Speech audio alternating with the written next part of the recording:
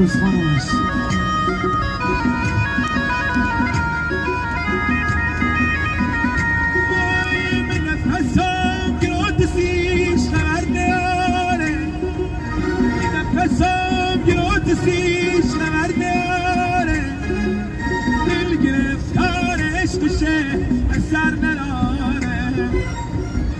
دوستان عزیز، همراهان کانال من و تو همسفر، عرض ادبی دوباره دارم خدمتتون. امیدوارم هر جا که هستید شاد و پیروز باشین. دوستان، با کانال من و تو همسفر در خدمتتون هستم. امیدوارم که برای دیدن ویدیوهای بیشتر و بهتر حتما ما رو سابسکرایب بفرمایید. با تشکر از شما دوستان.